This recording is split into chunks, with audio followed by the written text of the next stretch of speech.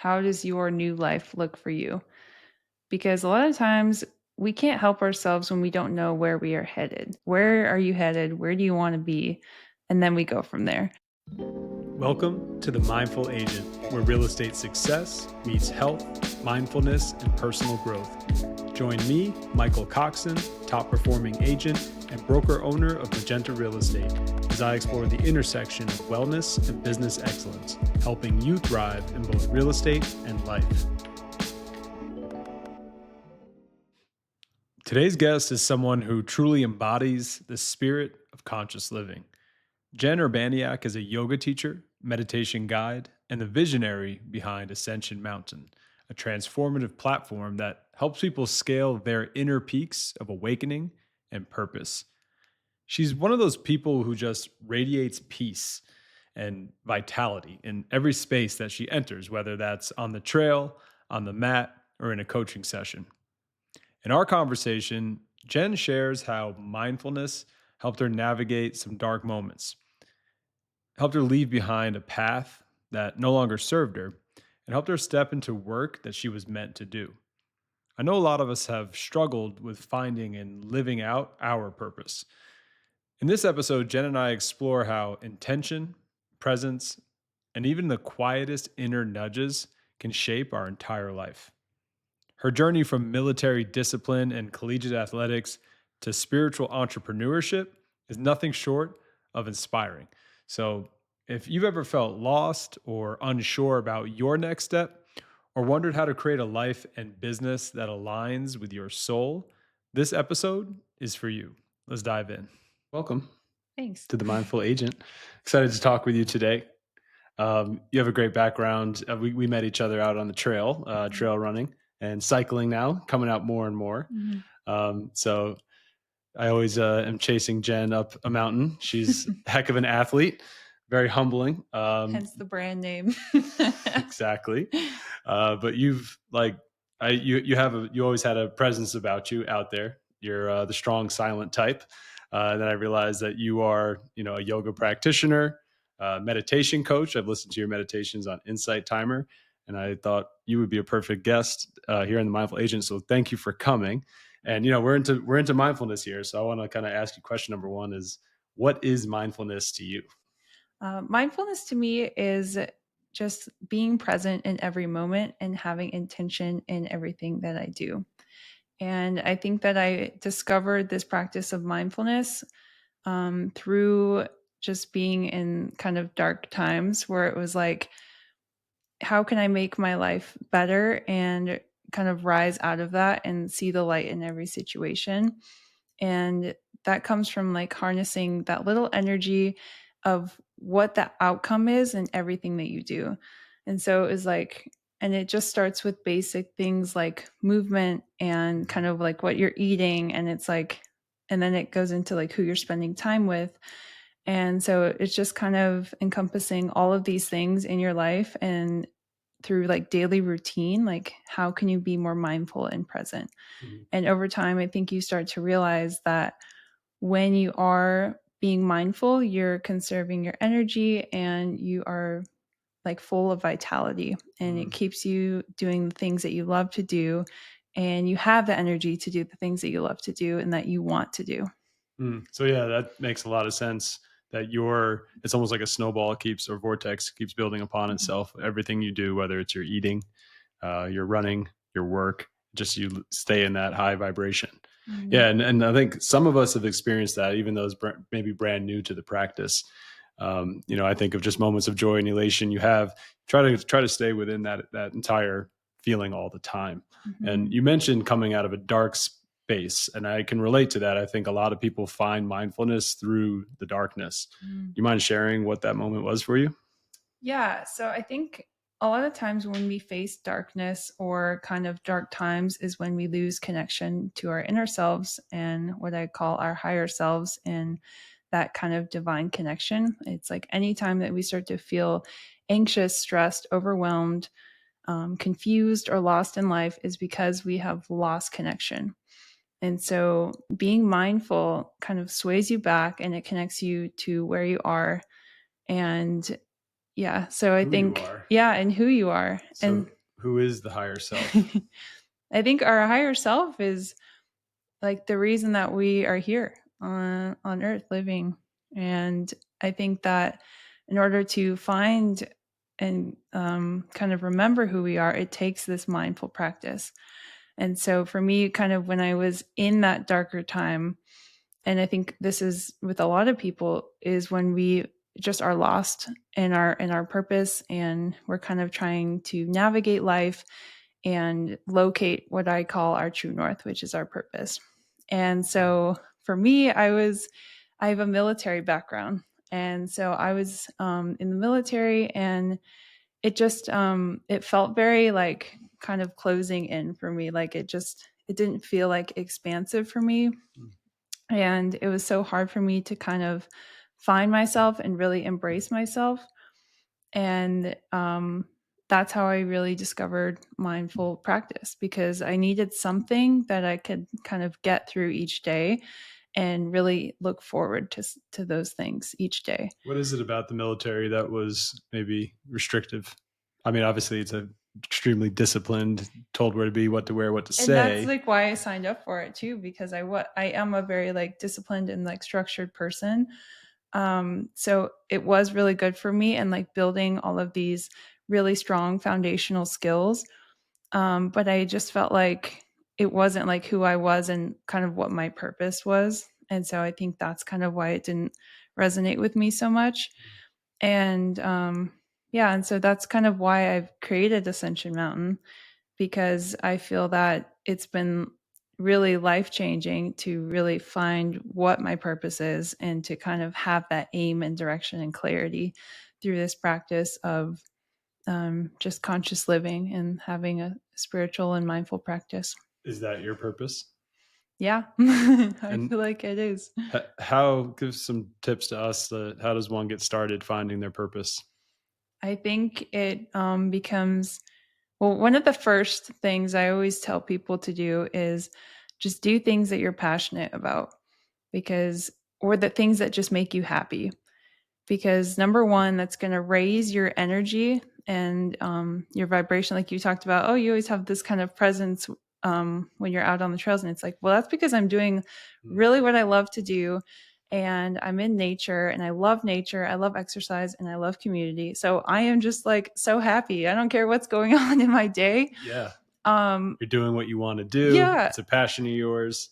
How And could you be unhappy? and that might not make other people happy. So Right. it's like I've I'm learned not that. gonna be like I try to invite people, certain people are in this room back there, and out, and I'm like, how do you don't get it? It's so awesome. You're like, it's not and it might awesome. not be awesome for certain people. Yeah. And so I always tell people to just do things, and it could be art, it could be cooking Mhm. or writing or reading, but like whatever you love to do, or spending time with certain people, like do that first, and that really helps just raise your energy in the first Yeah. place. I And would, yeah. then it's like then you start kind of magnetizing more of this into your life. Like it's almost like I actually just made a little kind of, I do these wisdom chats on how to become a miracle magnet. Okay. And I think, and that was definitely my advice, was to have more fun in your life and doing things that are fun and that you're passionate about. Passion always leads to purpose. Mm. And so when you're doing things that you're passionate about, you can find purpose in them. And so that's like in my journey with Ascension Mountain, is like I felt like I got to a point where it was like I am super passionate about this, and I really committed to the practice of self mastery in my spiritual development, and yeah, and just really embodying it, embracing it. And then it comes to a cycle of completion where it's like, okay, I feel like I've completed this. Now it's time to share this. And so that's where it comes, that's where passion led to purpose. Yeah. That's Mm. beautiful. And I've heard something recently about follow your passion is something that advice is given constantly. And sometimes it's easier said than done. You Mm. know, not all passions can pay the bills. Mm. Uh, but that doesn't mean you shouldn't be pursuing them on your own time, before work, after work. But in addition to passion, I've really thought about following your talents as Mm. well. Mhm. Like you have these God given talents. We all have Absolutely. talent and where did it come from? I mean, some people are really good at spreadsheets. Are they passionate Mm, about spreadsheets?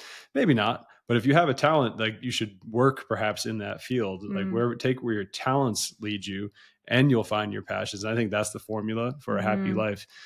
Some people don't want; they just want to pursue the passions, and it's not enough. What talents did God give you, and go share them with the world. Yeah, absolutely. Yeah, See that as well. right on. Yeah, you have a very calming presence now. You obviously walk the walk. And before mindfulness, I mean, what was your life like? Hmm. Well, I was just trying to have as much fun as possible Okay. because to me it was like I did really have this structured life, kind of like with the military, and it all started kind of building my mindfulness practice. So it was like, how can I incorporate more things that I love to do each day so that I can look forward to each day instead of kind of like looking forward to weekends when I didn't Mm, have to work. And so then it became like, stop kind of looking forward to things and just be really present. And how can I be more present is just like really focusing at the task at hand and like kind of knowing that I have something to look forward to. And that's how I really did get into biking and running and stuff like that too, is because like I was like after work, I was like, yeah, I'm going to go ride my mountain bike. And I would just even like pack like healthy lunches or something and be like, I can't wait to eat my lunch. It was like little things, but yeah. it was just like something that like sparked me like every, couple hours. And yeah. You started to realize I want more and more of this. Yeah. Yeah. I find presence to be the answer to all of life's questions. Presence is key because anytime we're kind of feeling stress, it's like we're worrying about the future or what's happened in the past. mhm. And so presence is the key to Yeah. happiness. That's where life is unfolding. It's so true. And, I take on a lot as personally in a Mm, lot of different ways.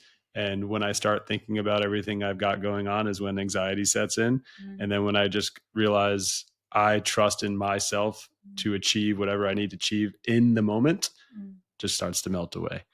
And that I've learned that I can do anything in the moment, but I can't do everything in the moment. mm. And I think it's important to like trust in the process because it's like we have to remind ourselves that we have done the work and the work isn't all going to be done in one day. It's consistency is key too. So it's like being patient, consistent, and then trusting the process and the Mhm. unfolding. You remind me of, yoga is often called a practice. Mm. What does that mean? We're always practicing life, I feel like. And I think life itself is a practice. And I think every day has the opportunity to get better and to grow from. And whether it's through like adversity that we grow through Mm, or um, like anything that we do, there's a reason for it. mhm. And we always learn something from every interaction and everything that we do. Just so I Yeah, think, there's no end game. It's yeah, and that's why we're here. And like also that's kind of why I named my brand Ascension Mountain because it's like we're all here on this earth together at the same time because we're all lifting and trying. we're trying to ascend. And Yeah. like I mean it's like spiritual awakening, and my tagline is helping others climb their path to higher consciousness because I truly believe that when we climb that inner mountain of spiritual awakening, it's like the it's always going to be a climb is basically. I pulled out, my mom sent me this picture the other day of something that I drew when I was like 8 years old. And it was so funny because it was, how do you define success?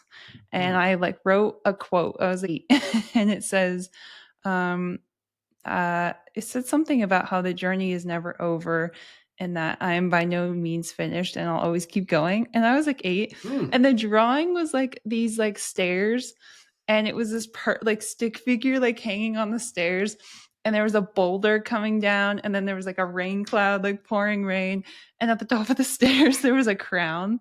And I was like, whoa, that was like so deep. Like, Yeah, there's a lot of symbolism in that. yeah. And it's just funny because my Wow. brand is called Ascension Mountain. So it's like, that's where it's like purpose. It feels very purposeful for me to like have this brand of like you're just always climbing. Yeah. And that's also why I love climbing mountains, because Yeah. it's like we're going to climb a mountain and it offers us perspective, and we face challenges and build resiliency. But then it's like we come back down knowing that there's always going to be another mountain to climb. Yeah. Right. So life is just this journey, that never ending journey. Yeah, previous guest Jared was talking about hiking, and he said something I always remember. He's like, it's the grind to the top of the mountain, the hard pain, the hardness of it is what makes the view so wonderful. You can take a helicopter and drop you off the top of the mountain. You're gonna go, oh, that's a nice view. But when you earn it, like with adversity, it feels so much better at the top.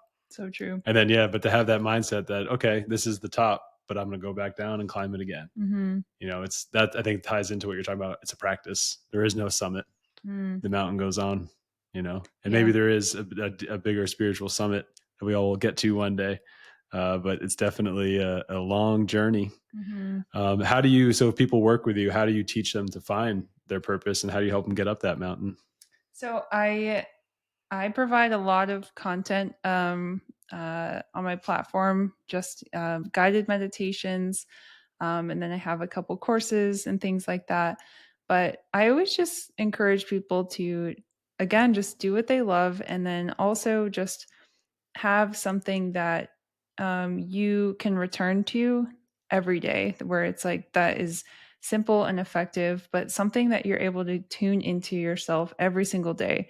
And I like to do this at morning and at nighttime, because it's like then we look at each day as a cycle. And it's like each morning we start the day with like intention and clear energy. And then at the end of the day, it's like, do we do what we set our intentions to do?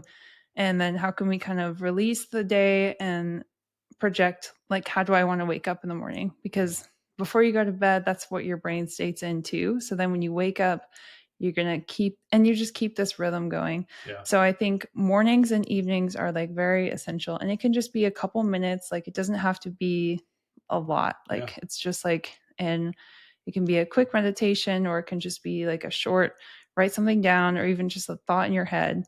And then once we have like those kind of staples, then it's like each day becomes a full meditation, where it's like you bring that meditative mindset through everything that you're doing. So when I wake up in the morning, I'll like do my meditation or journaling or whatever I do. And then I go for a run with a group, and I'm keeping that energy. And then say I keep going throughout the day. And then at night, I'm, whoa, like my energy's all twisted up or something. And you can kind of look back at your day and be like, what conversations did I have? What people did I interact with? How did these things impact my day? Like, daily self-reflection is huge. Yeah. And it's like so overlooked, and I don't understand like why we're not taught that from day one. Right. And even in my world, like the morning routine is the big thing in sales, and get ready, start your day, own your day, make your bed, gratuity journal, everything's morning, morning, morning, but no one's talking about the evening routine. That's good. I like that point. Like, we all need to treat our evenings just the same. I think as you're speaking, and you're a naturalist, so I think you'll get what I'm about to say. But the seasons, that we live in on Earth apply to our day. 100%. Right. So like, yeah, your evening, your sleep is winter. You wake up in spring, you're planting the seeds for the day.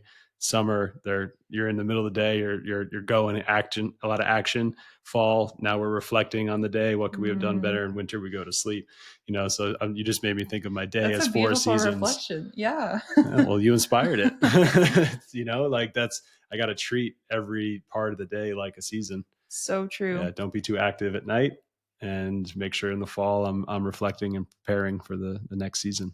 Yeah. Very cool. Curious what you think about, you mentioned schools don't teach these things, and I'm a huge proponent on, I wish there was more of this taught in school: health, mindfulness, finance.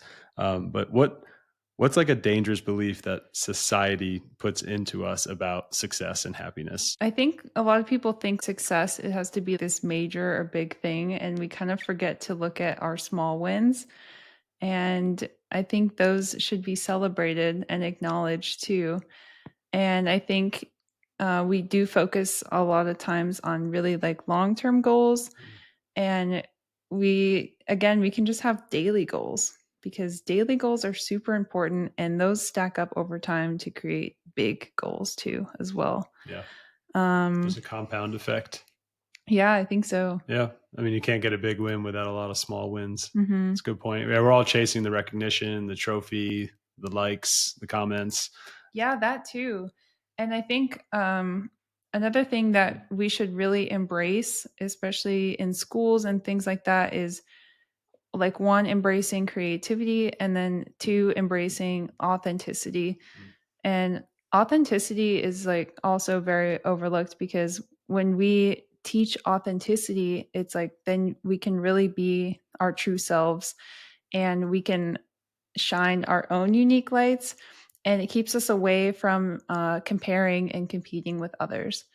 And I actually did a talk on this, that like avoiding the three C's, which is comparing, competing, and complaining. Mm. And it's like every time that we compare, we're taking away from what's within. And when we compete, we're looking externally, and instead of focusing on self mastery.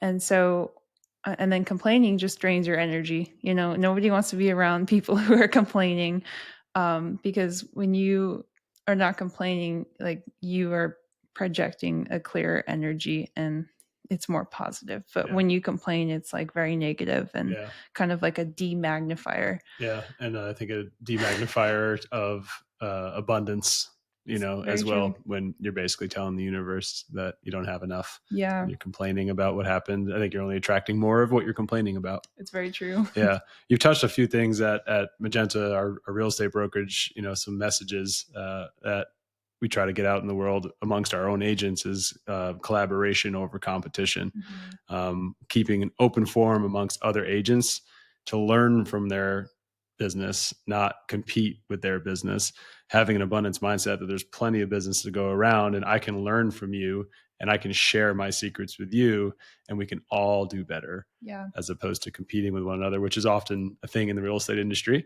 Everyone's trying to rank and outrank. And I always felt that was really a lack mindset, that I got to get more than you. I got to get over you. Why can't we all do it together? Agreed. And back to the other thing, it's on our mugs here, but success starts within. Quick ask: if you haven't yet, hit follow or subscribe. It helps us grow and bring you even better content. Now, back to the episode. I think cheers to success starting within. That these daily successes, like these daily goals, they're intrinsic. Like no one's gonna. Maybe you'll win an award. Like maybe you'll be the best, meditation teacher, which is such a funny thing to even say. It's so crazy because it's like that too in like the yoga world. I feel like where people kind of get jealous of people, and I'm just like, no, we need this. Like, and back to what you said, where it's like where you need to embrace your talents and your gifts, and it's like we've all been given these gifts for a reason. Like we really have to use those and shine our unique light, because every time that we're shining our unique light, it just creates this collective environment that is full of harmony, peace, and balance. Beautiful. Well said. Do you believe in God or a higher purpose or higher entity? I do. I'm not sure exactly what you want to call it, but definitely like a spiritual power, universe, connection, the cosmos, God. It's all kind of the same thing in my mind. It can't be named. That which you can name is not it. I love the Tao. Like that which you label the Tao is not the Tao. Like you can't give it a name. And I think obviously people fight over it all the time, what it's called, what we're supposed to do. But yeah, I think I agree with you. I think it's very obvious there's something out there, and it's a waste of time to label it. It doesn't need your label. It doesn't have a language. And I'm okay with whatever people connect to as well, because that really does, if it resonates, like then follow it, but it's like whatever keeps you kind of connect. Like we just really need connection, some sort of connection, and know that kind of we're supported and never alone. And that all of the people we interact with, all of the situations, like there is some kind of creator that is putting this in front of us. And I feel it most in nature when we're out there in the mountains, in the desert. Like I never felt any closer to that creator, to that Mm, overseer than when I'm out there in the expansiveness. mm, I feel so connected to everything. mm, So nature is a huge part of it. I mean, I think for a lot of people who maybe frown upon religion or have had negative experiences with religion and want to get back into it, but not into the institution that perhaps they grew up in, mm. start with a walk alone in nature. Yep. I think that's a great first step. So, I mean, you got to have some sort of connection, I think, first and foremost, right, to a higher purpose, a higher self, as you mentioned. So, even if you don't believe in an external force, do you believe in there's a best version of you that's Mm, rooting for you, that wants you to manifest who you really are? that's Like, good. start within, I think. And then, second, you mentioned connection, community, family, having family and friends that are true friends that don't want anything from you, have nothing to gain from you other than your time and your experience and your love and your laughter. Mm. Like those are the things I have found led to the most happy life. Would you agree? Am I on the Agreed. right I path? actually just did a talk on that too, Okay. on unconditional love and why that is so important. Because it's like also like when you are giving conditionally, like that can be felt and it Mhm. doesn't actually feel good. It's feels like more of a taking energy instead of a giving, because it's like when we are constantly giving and everyone's giving, then nobody has to take. We're all just giving. Yeah. And there's more and more. I mean, it's such, I just had a visual of the more we give, the more there is Mm, to be taken or received, better mm, word. So the more you give, the more there is in the universe to receive. mm. Very nice. So how do you view the connection between like personal well-being and then contributing to the larger community? Well, I think that it all again just starts with embracing yourself, and then really just doing that and consistently, like giving yourself that time and space and energy to continually do the things that you love and you're passionate about, and just work on really mastering that, because that's really going to be your guidance to be able to take that and share it into the world, because I don't feel that we'll ever feel like complete as humans if we don't share. Like we are all put here together Mm, to help each other. And it's the reason that you're doing this podcast. Like you're here like helping other people. Like we are to help other people. And a lot of times when people say like what it is they want to do, you'll always notice that the first thing they say is they want to help other people do this. mm. And that's our within our nature, is to help others, because again, the more that we give, the more that we receive. Yeah. So we just have to give what we got. Yeah. It's true. A lot of people do lead with that. Like, what do you want to do? I want to help blank. Mm, And what legacy in your field as a coach and a teacher do you want to leave? mm. I am happy if I help one person. Because that a lot of times can be the most profound. And I think when you kind of start with this like expectation of this, like, I just want to help. And if I can totally transform one person, that creates a ripple in itself. And who knows who this one person is going to go out and help. But obviously, I think I meant to help more than just Yeah. one To say person. you've already checked that box, I'm sure at this point. Yeah, but I think just as a legacy, I guess I just hope to reach as many Yeah. people that I'm supposed to. And Are you saying that, it's one person at a time, perhaps, yeah. like this conversation, if there's one person that gains from it, Mhm. then you've done your job. I feel that way. Yeah. Because I think when we kind of try to look at it in terms of numbers, again, it can be kind of limiting because that's only what the Yeah. mind knows. So Yeah. it's like, Yeah. what Yeah. if this conversation goes out and like a million people watch it, and like everybody gets something from it? I don't Hmm. know. That would be amazing. Sure.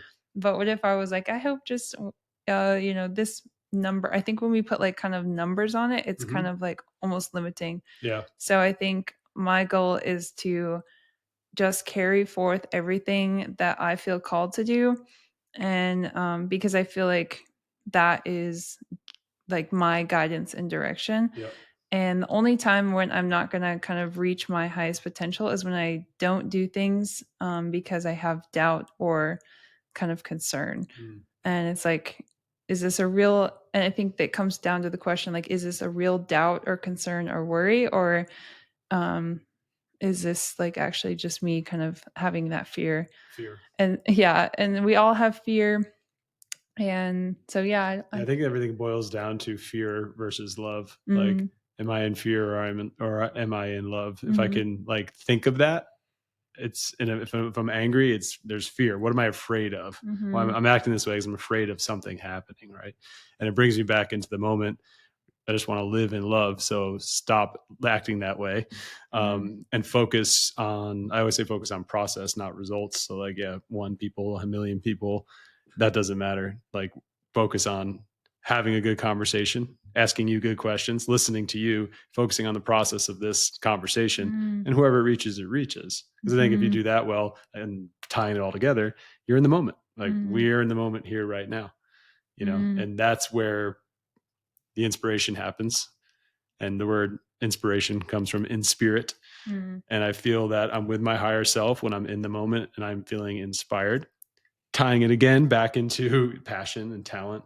Like, when all those things combine, that's a true, for me, happiness and purpose in life. Agreed. Mm. Can you share a time when being mindful saved you from maybe going down the wrong path? Yeah, I think there is a lot of ways that mindfulness can make your life just even more efficient.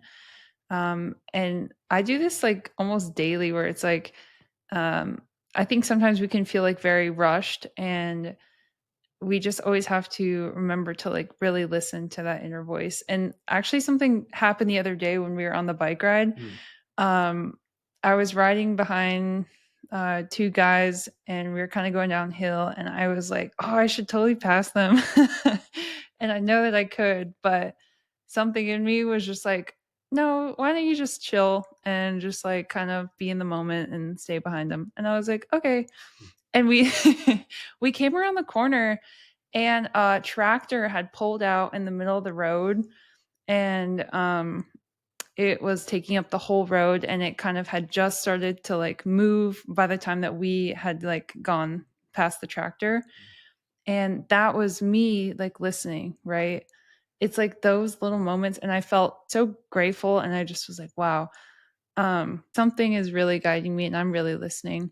And even the guy next to me, uh he was like he was like, wow, just a couple seconds earlier and it would have been a different story. And I just was like, oh, my heart. I looked back on that moment, and I just was like, I wonder if like, if I was listening to my would I have, if I didn't trust myself, would I have just kind of gone? So that is like that I feel like that is life changing. Easily could have and been. and also it can be like really overlooked. Like I could have just kind of, that situation could have happened and I could have totally just forgotten about it. And been like, whoa, but I did kind of reflect on that, and I was like, wow, like, I did have that thought. I listened and I acted, and then I felt grateful like in on the other side of it. And it was just this like really beautiful reminder that I'm always listening and I'm very connected and I'm very guided. And I took that kind of like lesson, and that's just like a daily lesson that I just felt like, wow, I really need to make sure that I am listening and acting on that. And I actually took that lesson and I started implementing it into my work, where I was like, okay, this project is really calling to me. I'm going to work on this, and then I'm going to take things like one step at a time. So I like work on it, and then I would like sit down to meditate and be like, hey, what should I deliver next? And that's where I get the clarity from. So it was like little moments like that where I just feel taking the time to listen really creates efficiency in your life. Yeah. And yeah, efficiency is when we can sit in stillness and really listen to what we're supposed to do instead of going backwards. That is a new definition of efficiency. That is so awesome, because people think efficiency is doing more, getting more done, working harder. You just defined it as sitting down in silence, asking a good question, and then listening to the answer. So Mm. actually removing yourself from work makes you Yeah. more efficient. And that's actually like an ancient practice I discovered. It was like something that felt natural to me, but it's called like Wei Wu, which is, or it's Wu Wei, sorry, which is effortless action, where it's like, there's so much that can be done in stillness where our projections can really be enhanced. And then the answers kind of just flow to us instead of just like doing.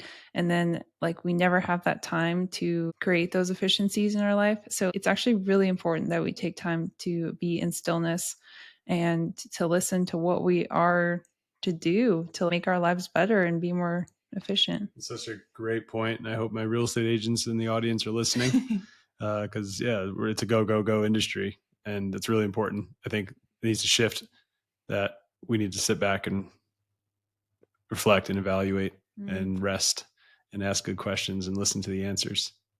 That's great advice. The bike story is amazing to me because you remembered it like it just happened, but I think because of your practice of reflecting on your day, you're like, that happened. And it's like your brain gets trained to look for those moments the next day, because at the end of the day you said that was an important moment, brain, body, and that reflection period may have not only saved your life that day but many other days in the future when you're mindful. I also learned that your ego didn't get in the way of wanting to come around the guys and go faster and beat them, and that's something that's in sport is always present. So you were able to tame that as well at the same time. Very cool. All right. So yeah, I mean, in your journey, there was a turning point where you were younger. What was like a brutal truth you had to face about yourself? Well, so I grew up as an athlete, a college basketball player, and that was my thing. I worked so hard to be good, and that's how I ended up getting recruited to play in college. And it was like a year in when I actually like tore my ACL. And so that was really devastating for me because I kind of went from being the best player on the team till now I was like, oh my gosh, now I'm completely out for like a year. And I worked so hard every day to come back. And then the first day back on the court, I tore my ACL again. And I was like, oh my gosh, like, something is kind of probably trying to tell me something. And so then I ended up working really hard again, coming back, and I played like a whole year. But things just like weren't feeling good, like in my body, and um, just like with the whole coaching situation, like there was just so many things that just weren't feeling good. And I was also in this military academy, so I was completely overwhelmed. My grades were suffering. I felt like my health was suffering. Um, and I was just sad all the time. And I was like, I don't know what I can do to kind of help myself. And that was the only thing I could think of was to quit. But it was so hard for me because that is who I always defined myself as, and that's who I always thought I would be, was like this college athlete, and very successful. But at this point, I just was like, I feel like I'm really being questioned and challenged to do something different. And that's actually how I fell into my yoga practice, because I was like, I really need to find some balance in the body. And when I started doing yoga, I was like, whoa, like I'm feeling some kind of other practice that's not physical. It was like more of this spiritual or mental practice that I had never experienced before. And so I dove deeply into that. And I was like, I am quitting basketball and I'm putting all my energy towards this practice of yoga and learning how to teach yoga, to share yoga, because I felt like it was so transformative for me. And then that's how I just got super connected to nature. Instead of going to basketball practice in a gym for like 6 hours, I was going outside, I was hiking. I would bring my hammock and do like my journaling. A lot of times injuries can do that for us, is when we take a step back and kind of like, what am I? Who am I? What am I here to do? And how can we kind of embrace these challenges to learn new things? And for me, that was that moment for me that just totally shifted everything. In that moment of transformation, what truth did you learn about Jenn?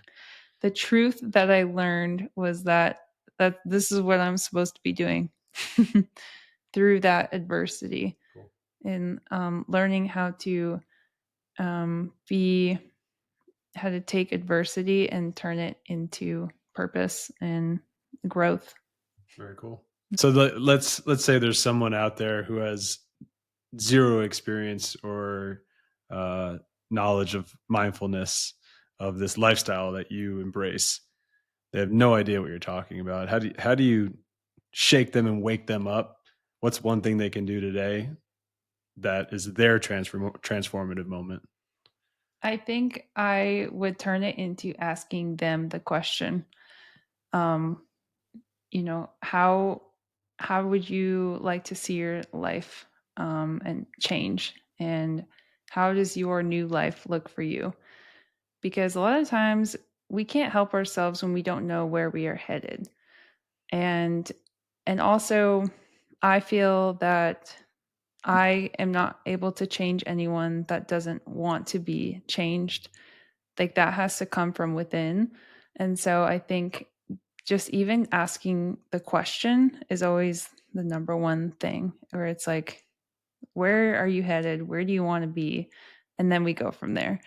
And then that's when we kind of come up with, well, what kind of practice works for you? Like, what could you do, include into your daily life that would kind of raise your energy or get you closer to your goals? Yeah. And then how do you get the person to find the answer? Would it be meditation, journaling?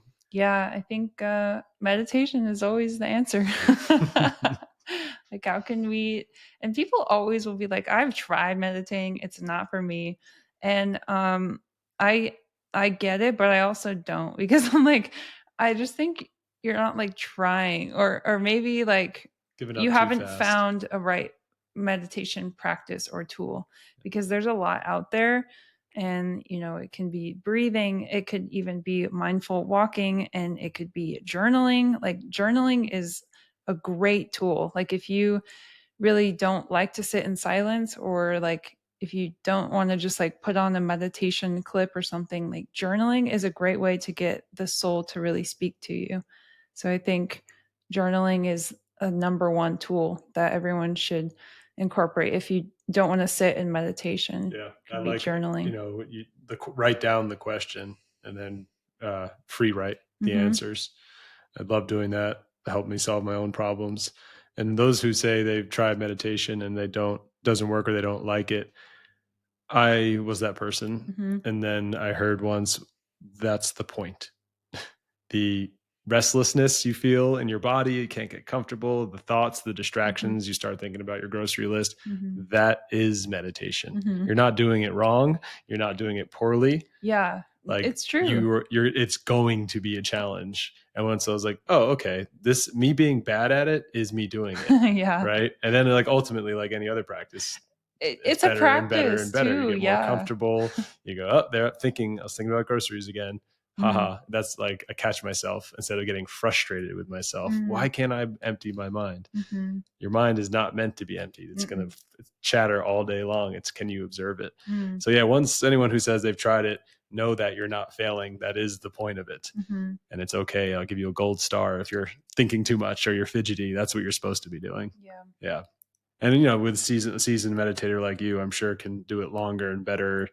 I hate to say better, but longer with more mindfulness than a beginner. So any beginner out there, no, it's okay. Yeah. It's okay to be uncomfortable. That's the point. Mhm. Question number one: what is the one habit that you've developed? I think I know the answer to this. That's made the biggest difference in your day to day life. Daily meditation practice. No surprise there, but that is a great answer. Second question: do you have a favorite quote or mantra that you live by? Ooh. I came across one recently that I really love, and it's by Bob Marley. And it's, "You never know how strong you are until being strong is your only choice." Wow. So, I mean, that's a great quote about adversity. I love that. Let that one sink in for me for a minute. Which book has played a significant role in contributing to your personal growth? The Tao Te Ching. Ah, cool. The Tao Te Ching. Good choice. What's your favorite app or tool for productivity? It's gotta be YouTube. Okay. You can learn how to do anything on YouTube. That's a surprise answer coming from a meditator. Do you get trapped like most of us into the scrolling, dungeon, Yeah, swiping and scrolling of and course. mindlessness? Yeah, I give myself mindlessness minutes. Nice. It's how we engage in the world, and I think that these tools can also be very beneficial, and I think they're here for a Yeah. reason. Yeah. I love that you're like mindfully mindless. You're like, I'm choosing to be mindless now. Mindlessness minutes. That's great. Uh, my brother and his family, they do, they call it personal device time or something like that, where they're like, because they're like, the parents have cell phones, the kids got, and they're like, we're all just going to stare at our devices, but it's like a scheduled thing, not mindless. They're like, we're going to do this as a family. We're going to stare at our phones. What's your go-to way to unwind after a long day? After a long day, I always have a hot cup of tea. Any particular kind? I like the Tulsi tea. Okay. It's very calming, grounding, and earthy. Okay. We'll link to that one in the show notes. I'll have to try it. Tell me more about that. Like, is there a ritual? Are you watching TV and having tea? Are you sitting in the garden? What's the ceremony? Fun fact is I don't actually own a TV. So yeah, I just I like to be kind of creative at night. Or that's when I do a lot of my journaling too. Yeah, or yeah, go for sit in the garden too. Yeah, drink Cool. my tea. Very nice. And lastly, I want you to finish this sentence. I believe. I believe that I am free. I believe that I am free. Beautiful. Thank you, Jenn, for coming on the Mindful Agent. Thank you. Really appreciate it. Great chatting with you. And I'll see you on the trail Tomorrow. All right. As we close today's episode, I invite you now to take a moment to pause and just breathe. Inhale deeply through your nose. Exhale slowly through your mouth. Let's reflect for a moment on Jenn's reminder that our bigger purpose often begins with presence, and that even the small decisions made with mindfulness can change the course of our entire lives. Today, offer yourself the gift of stillness, even for 1 minute at the end of your day. Forgive what didn't go right today.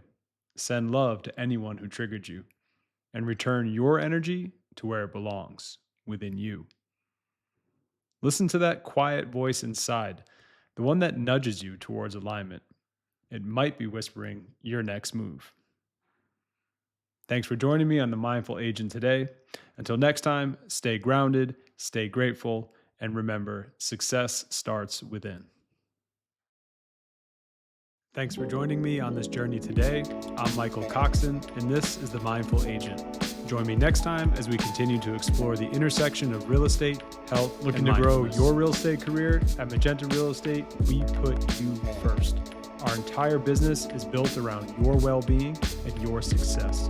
With 100% commission, powerful marketing tools, and a supportive community that truly cares. Success starts within. Visit joinmagenta.realestate today.